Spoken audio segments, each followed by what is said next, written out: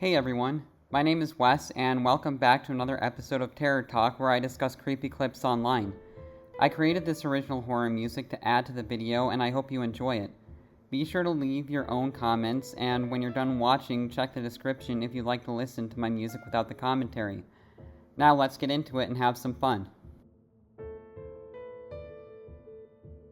I'm a senior at Rowan University in South Jersey. My friends in the sorority Phi call me Devin. Last summer, I took a Bahamas cruise with some of my girlfriends to let off some steam. We had all just turned 21, so our goals for this vacation were to drink more, and have fun. We all felt like we deserved this vacation after such a grueling semester spent dealing with Greek life drama and schoolwork. Anyway, I'll keep things short. I was with my friends Talo, Messina, and Taylor. Have you ever been on a cruise?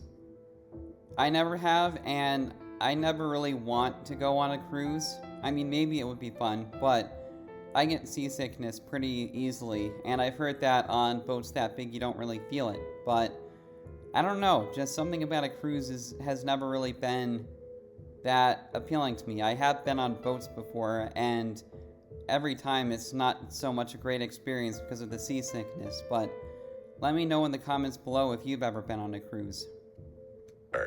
Taylor and I didn't always see eye to eye. There was some petty drama between the two of us. I always assumed she was jealous of me because she never spent any time in the gym and spent a lot of time eating. I think you can see what I'm getting at. Anyway, I was really close with Talo and Messina, so I figured things would be peachy.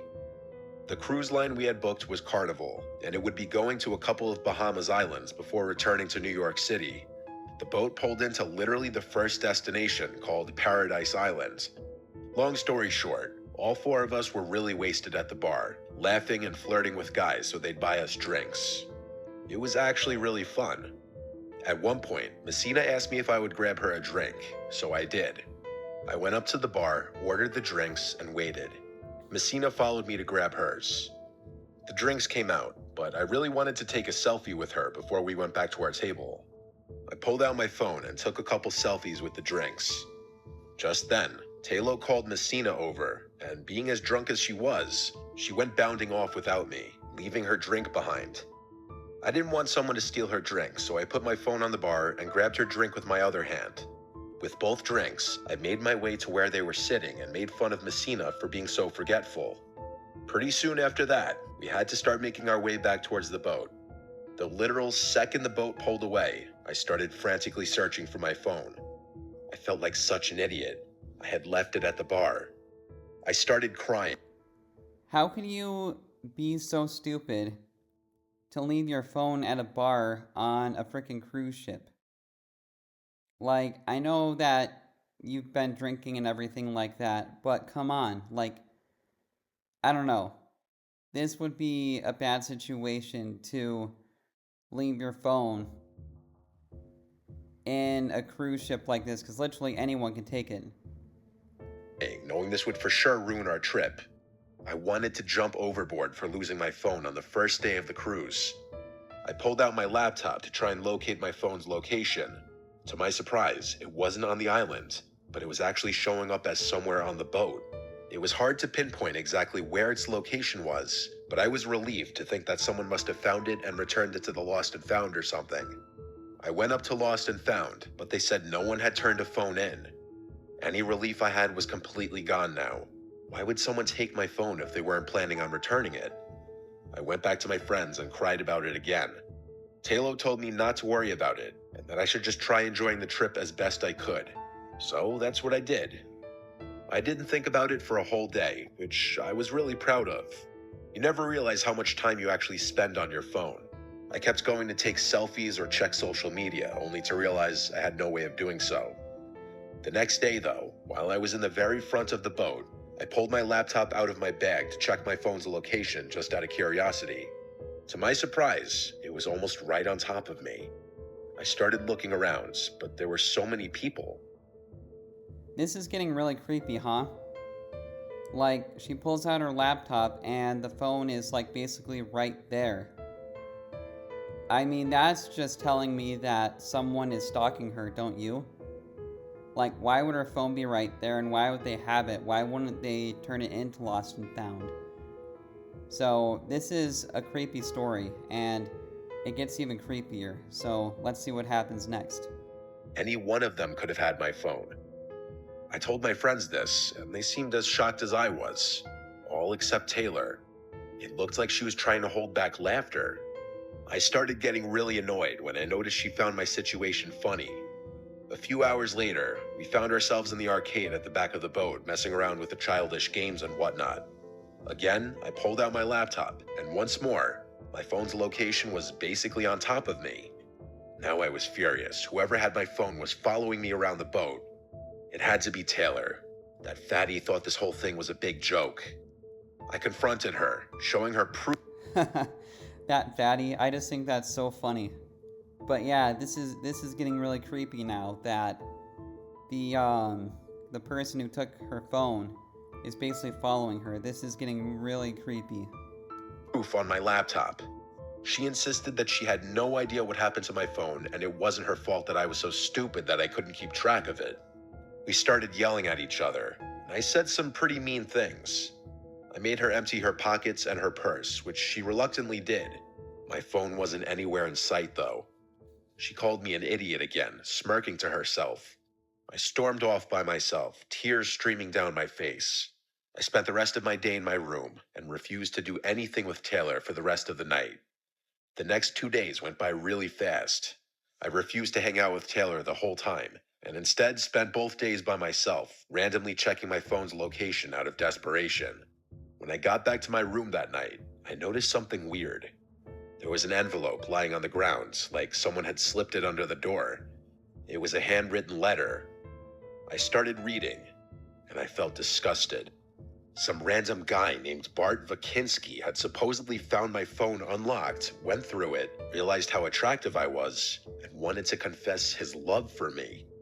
The letter was really short, but I felt utterly grossed out. Whoa, that is crazy, huh? I mean, for a guy to fall in love with you just from pictures on a phone, that's some mental instability and mental craziness right there. And this particular individual definitely needs a lot of psychological help, don't you agree? Some creep had full access to my phone and knew what room I was staying in. I wanted to cry. I reported this to the crew's security team, hoping they'd be able to do something about it. Unfortunately, they were useless. The good news was that loser Bart didn't try to contact me again, and the cruise ended. Taylor and I made up, and the four of us parted ways. I wish I could tell you the story ended there, though.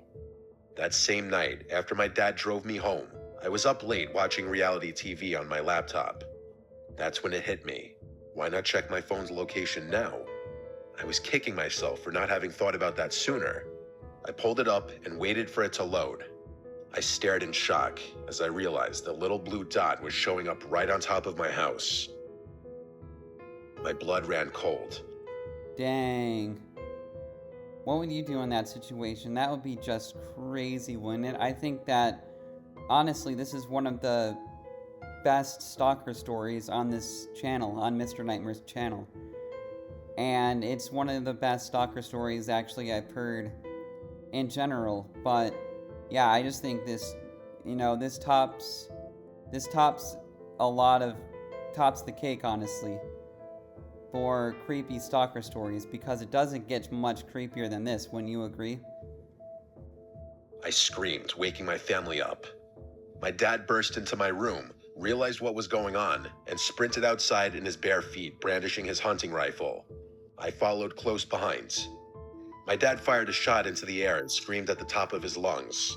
And just then, some guy jumped our side gate and sprinted down the street. My dad hesitated before deciding not to follow him. I was mortified. My dad and I made our way around back, and the scene was horrific. One of my dad's backyard ladders was leaned up against the side of the house, directly underneath my bedroom window. Even more horrifying, though, was that little wooden latch above the window was almost completely cut through. Maybe a few more minutes, and he would have been able to open the window. I might not have been alive telling this story if I had gone to sleep instead of checking my location. We filed a police report, and it's been almost 2 weeks without an incident. I still have trouble sleeping at night, knowing that some creep has access to all of my information, all my pictures, my name, contacts, and address. My phone has been deactivated, but I can only imagine what kind of data he was able to keep. I'll update if something else happens.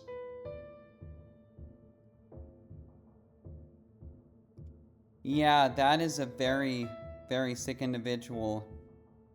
I mean, the fact that he tried to break into her bedroom with that ladder. Oh my god. Like, yeah, you just really can't ever be too careful these days. And for me, I don't leave my phone anywhere. I was actually talking with with a buddy of mine the other day, but I don't leave my phone anywhere because literally anyone could steal it in a split second.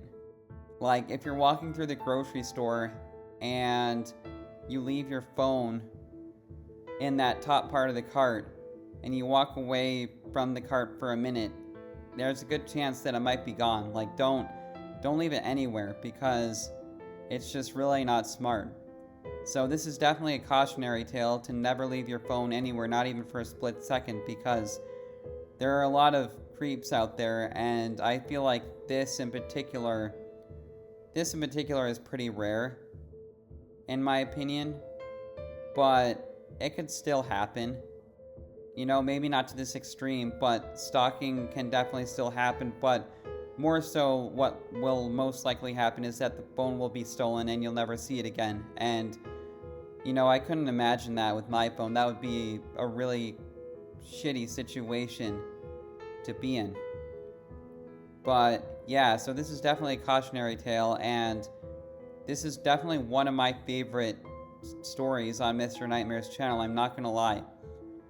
And one of my favorite stalker stories specifically. But I hope you enjoyed my commentary and the music, and I will see you in the next video.